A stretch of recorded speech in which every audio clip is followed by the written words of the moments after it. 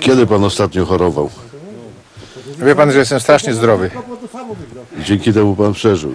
No dzięki temu przeżywam. Ale koledzy, pańscy rówieśnicy już Nie jaki żyją. procent został? Z tych naszych ja wiem 30%. Reszta gryzie ziemię. Resztę gryzie ziemię. Nie wytrzymali. Albo odebrali życie po prostu, no bo koleżanka się powiesiła, kolega się powiesił. No a Bolek też się powiesił, dwóch się powiesił. No to trzy osoby się powiesiło. No. A reszta umarła. A reszta ci poumierali. Powymierali z tej całej zgryzoty, z tego dobrobytu, jaki w Polsce jest.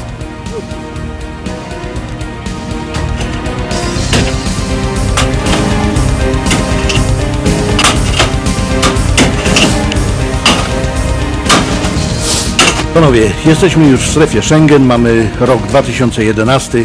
Proszę mi powiedzieć, jakie jest dziś średnie wynagrodzenie za 1 godzinę ciężkiej pracy? Tak, W Polsce? 5 zł. 5,50. No taka prawda jest, no co? No to 5 złotych, to co można za 5 złotych kupić? No kiedyś to jeszcze można było kupić na przykład kurwa 2 chleby, no. A teraz jeden chleb kosztuje 5. Nie, teraz kilo cukru kosztuje prawie 6. Kilo 6,50. No 6,50. No. Żeby kupić choć... Ale jest dużo pracy teraz, czy nie? Nie ma pracy. Nie, bo to tak dorywczą, jak znajdziecie. Dorywczo, no. Czarno, wszystko. Jak ktoś się zlituje, to da jakąś pracę, to mamy. I to wszystko na czarno nielegalnie, bo to będzie na legalu. To nie chce nikt przyjąć do roboty, bo podatek trzeba odprowadzać wszystko. Nie? To nikt nie przyjmuje w Polsce. No. I ZUSy, trzeba ZUSy, ile? nie ZUSy, 800 wszystko. zł chyba ZUSu, nie? I Płacą. co, przypuszczali się, że tak się skończy Polska, że będziecie musieli tak ciężko harować, kopać takie dziury praktycznie za miskę zupy. Absolutnie nie. Absolutnie nie. Obiecywali nam drugą Japonię. I teraz to jest druga Japonia teraz. Tak, to No jest... to niech pan pokaże, jak się w Japonii pcha taczkę.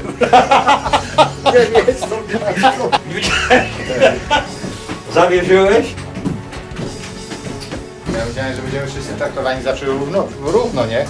Ten co ma, to wszyscy będziemy mieli jednakowo. A teraz mamy na dzień dzisiejszy to, co mamy. I ile lat będzie pan musiał jeszcze tak ciężko pracować, żeby przeżyć?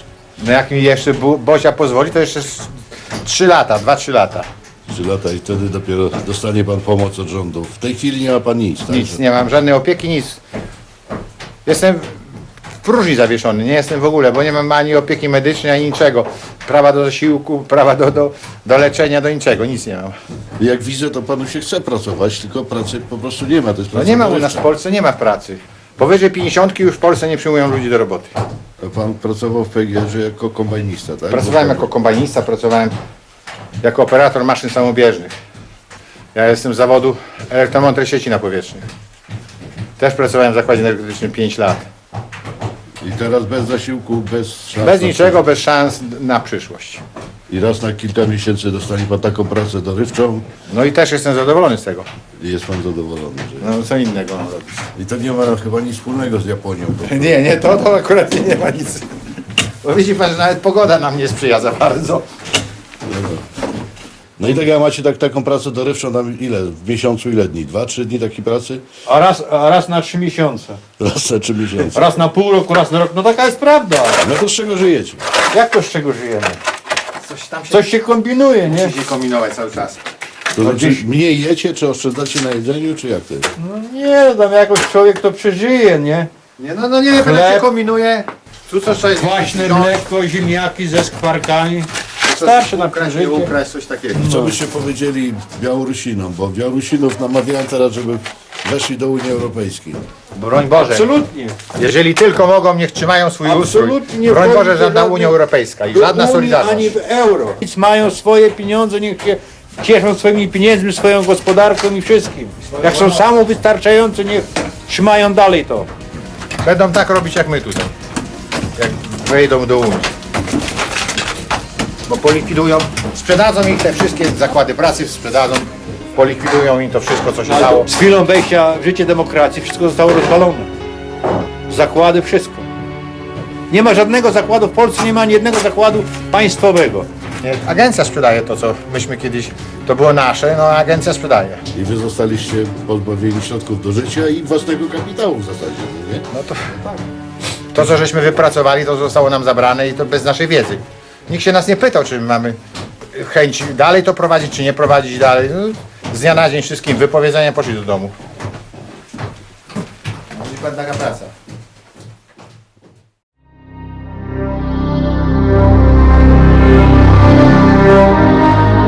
Napisany przez życie scenariusz przedstawia sceny jak z dobrego horroru.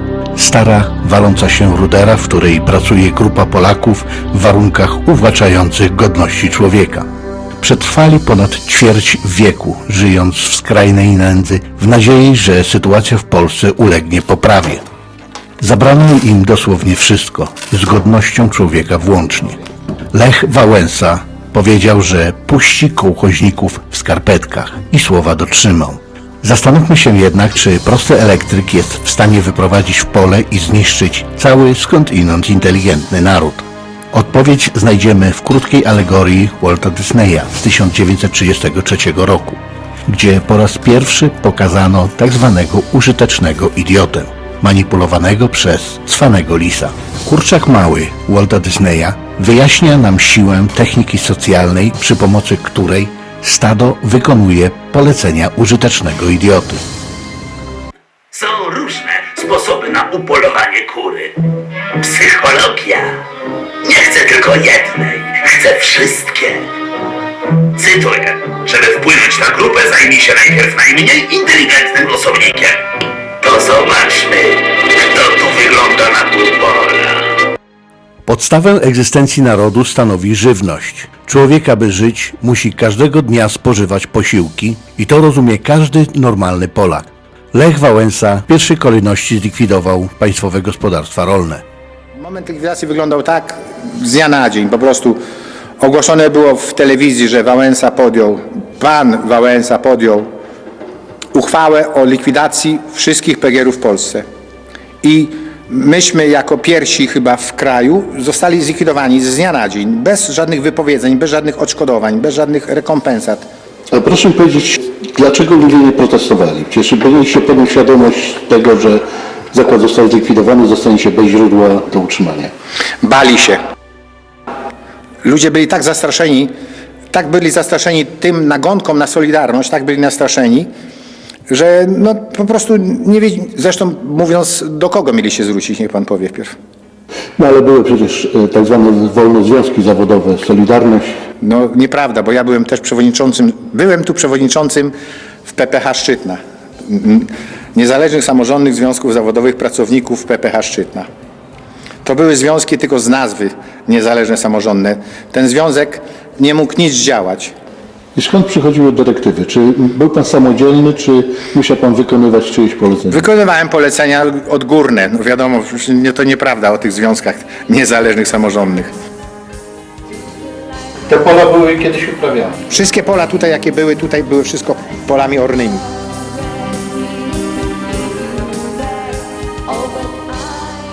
Wszystką ziemię przejęła normalnie Agencja Nieruchomości Skarbu Państwa. Wszystką ziemię po PGR-ach, łącznie z budynkami inwentarskimi, wszystko co było przez nas wyprodukowane, wszystko to zabrała Agencja Nieruchomości. Oddaliśmy część ziemi do Lasów Państwowych, część ziemi zabrała agencja i rozsprzedała w prywatne ręce, na których do dnia dzisiejszego się nic nie robi. I to część tego sprzętu poszło na spłatę, na tych płace dla tych zarządców komisarycznych. No, brzmi to paradoksalnie. Mówi pan, że część inwentarza i sprzętu była przeznaczona na opłatę likwidatorów. Tak? Płacę i opłatę normalnie tych likwidatorów, zresztą którzy, to było najśmieszniejsze z tego, że tymi likwidatorami i zarządcami komisarycznymi były dyrektor i był jego zastępca. Tego by nawet Disney nie wymyślił. Polacy własnym majątkiem płacili złodziejowi za to, że ich okrada. Z chwilą, gdy się okazało, że już wszystko zostało rozkradzione i Polska przestaje istnieć, cwany lis przekonał użytecznych idiotów do tego, że jedynym wyjściem dla Polski jest Unia Europejska. Co mamy robić? Co mamy robić? Musisz nas ratować! Lećcie do jaskini. Tak, do jaskini! Do jaskini! Uciekamy! Na zewnątrz! Szybko! Do jaskini. Były kolejne etapy transformacji włącznie z wejściem do Unii Europejskiej. Czy mieliście jakieś nadzieje w związku z wejściem do Unii No, Europejskiej? jak zaczęli nam obiecywać, że wejdziemy do Unii Europejskiej, to prawdopodobnie miało nam się tak żyć dobrze, że będziemy, no, mlekiem i miodem będzie Polska płynąca. To później płynęło. To mleko musieliśmy wylewać do kanalizacji, bo mleka po prostu nie było nawet gdzie sprzedać. Produkowaliśmy przecież jęczmień i też odstawialiśmy do browarów, między innymi do Radkowa, do tego browaru piwnego, bo no, nie mieliśmy co z nim robić. Po takich cenach, jak nam nakazali.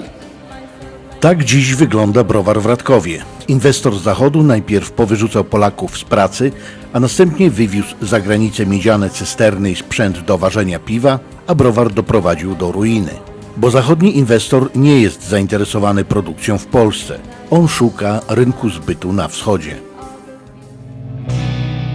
W podobnej sytuacji znalazły się wszystkie PGR-y na terenie całej Polski. Ale nie tylko PGR-y, bowiem po wejściu Polski do strefy Schengen polski przemysł praktycznie przestał istnieć, bo przez otwarte granice zaczął napływać towar wyprodukowany przez dekady na zachodzie, a powstające w Polsce zakłady reprezentują obcy kapitał i nie przynoszą Polakom żadnych korzyści.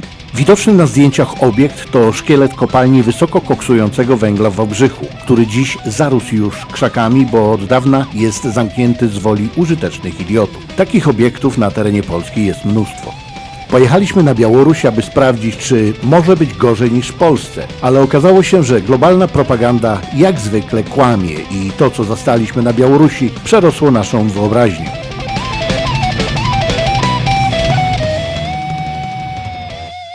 Po rozpadzie Związku Socjalistycznych Republik Radzieckich, gdy gospodarka białoruska przeżywała okres silnej recesji, podczas demokratycznych wyborów w lipcu 1994 roku Aleksander Łukaszenka został prezydentem Białorusi. W pierwszej turze zdystansował kandydatów opozycji i w drugiej rundzie uzyskał ponad 80% głosów poparcia społeczeństwa, co spotkało się z dezaprobatą na Zachodzie, ponieważ tam demokracja dotyczy tylko osób podporządkowanych globalistom.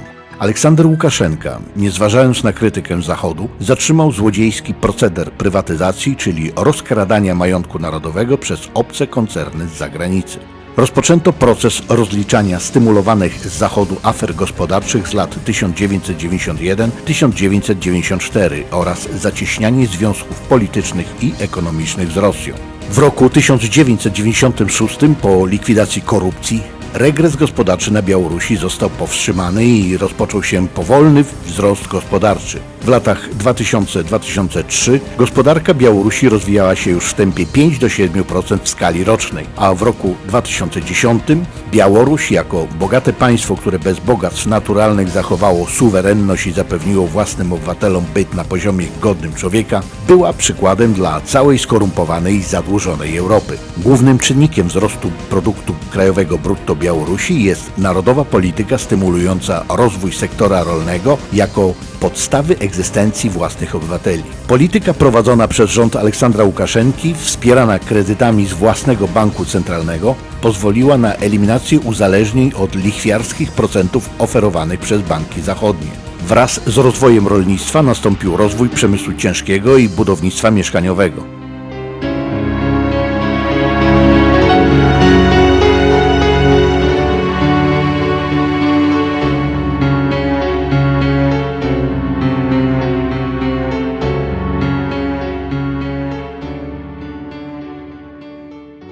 Kompleks OAO Otieczystwo powstał w wyniku dekretu prezydenckiego dotyczącego deficytowych kołchozów, które zostały przekazane pod zarząd komisaryczny Narodowego Banku Białorusi. I w stosunku do tych kołchozów wdrożono wówczas proces restrukturyzacji i modernizacji, przekształcając je w jednoosobowe spółki Skarbu Państwa, spółki handlowe ze 100% udziałem państwa.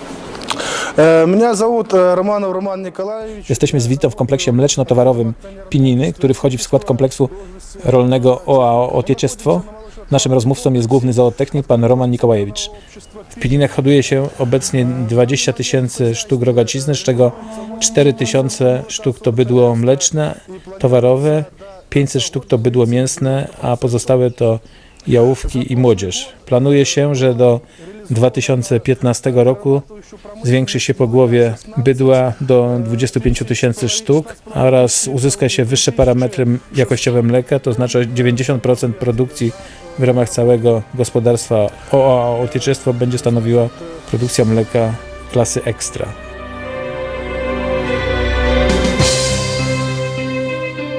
Okazuje się, że tak jak jednym dekretem użytecznego idioty można doprowadzić kraj do totalnej ruiny, dekretem uczciwego prezydenta można upadające gospodarstwa rozbudować do rangi dobrze prosperujących przedsiębiorstw. Gdy powiedziałem panu Romanowi, że unijni komisarze nakładają limity na produkcję mleka, У нас наоборот, штраф мы заплатим, скорее всего, если не произведем определенное odpowiedział количество, mi, которое że нам, na Białorusi довели, nikt nie krytykuje krowy za to, że się dobrze doi. только приветствуется. Gdzie zatem tkwi źródło patologii? Całe przedsiębiorstwo nasze odstawiało ponad 10 000 litrów mleka dziennie. Nie było gdzie tego mleka w ogóle sprzedać. Te mleko było po prostu pod taką stałą kontrolą. Nie wolno było nam przekroczać tych limitów i do tego doszło, że musieliśmy to wszystko polikwidować. Bo to były krowy od małego wychowywane po to, żeby tylko je doić. One dawały bardzo dużo mleka. Były tutaj sztuki, które dawały 30 litrów mleka dziennie. Mówił pan, że przyjechał tu jakiś nawiedzony z aparatem i fotografował żaby. Tak, oczywiście. Tutaj przyjechał taki pan ekolog, który zrobił zdjęcie kamerą, robił normalnie zdjęcia tym rozjechanym żabom przez samochody. Że to jest bestialstwo z naszej strony, że tu się rozjeżdża żaby na drodze. Znaczy, nie interesują się waszym losem, Nie. tym, że wy nie macie co jeść, umieracie z głodu. Tylko interesowali się żabami właśnie. Kto za tym wszystkim stoi, jeśli żaba jest dla nich ważniejsza od człowieka? Przyjrzyjmy się jednemu z animatorów współczesnej polityki, George'owi Sorosowi. Cytuję za Wikipedia.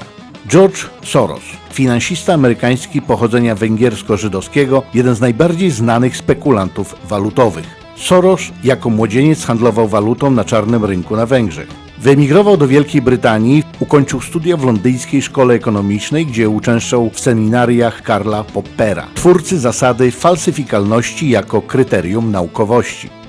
Początki fortuny Sorosa mają swe źródło w spekulacjach giełdowych prowadzonych akcjami tzw. śmieciowych przedsiębiorstw. Były to akcje firm, które stały u progu bankructwa. Soros inwestował w nie fundusze spekulacyjne, które spowodowały wzrost kursu akcji bankruta i w ten sposób dorobił się fortuny. Naprawdę znany stał się w 1992 roku, gdy dokonał spekulacji przeciw funtowi sterlingowi. Angażując 10 miliardów dolarów amerykańskich, zagrał na zniżkę kursu funta. W wyniku tego Bank Anglii był zmuszony wycofać walutę z mechanizmu kursów walutowych, a Soros na spekulacji zarobił około 1 miliarda dolarów. Został nazwany człowiekiem, który złamał Bank Anglii. W 1997 roku w podobnej sytuacji w trakcie azjatyckiego kryzysu finansowego malezyjski premier oskarżył Sorosa o spowodowanie załamania waluty jego kraju.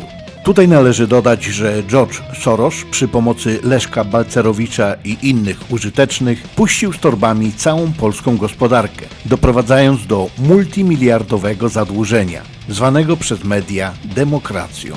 Łatwo się można domyśleć, że obecnie cwany lis przy pomocy użytecznych idiotów chce zniszczyć Aleksandra Łukaszenkę, żeby okraść Białoruś, podobnie jak uczynił to z Polską.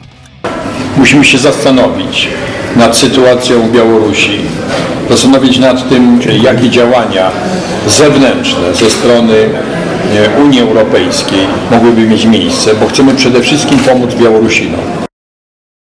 Co hipokryta Kabotyn Buzek chce zaoferować narodowi białoruskiemu? Czy pomoc ma polegać na szybkiej śmierci, tak jak uczynił to w Polsce? Naród białoruski jest dziś jednym z najszczęśliwszych narodów na świecie, bo zachował suwerenność od globalnej mafii bankierów.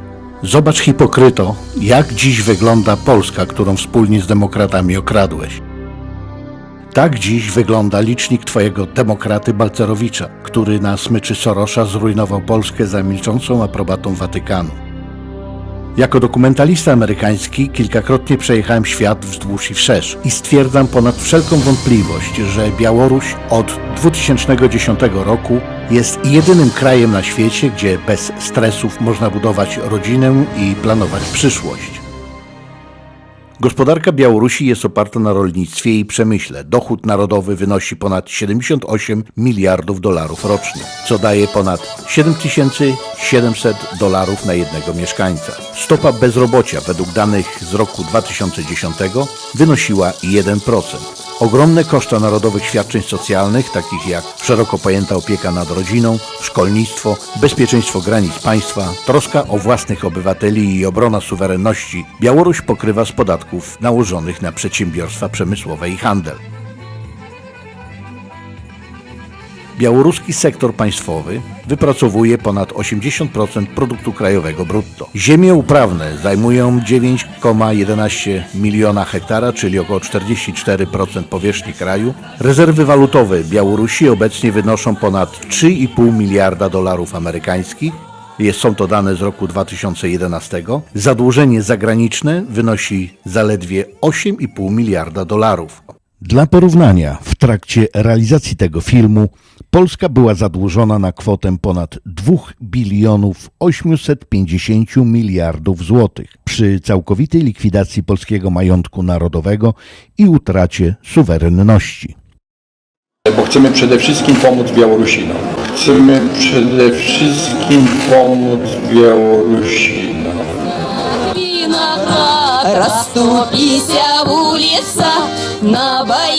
Specjalne programy prezydenta Łukaszenki zapewniły młodym Białorusinom dobry start we własnej ojczyźnie bez potrzeby szukania chleba na banicji.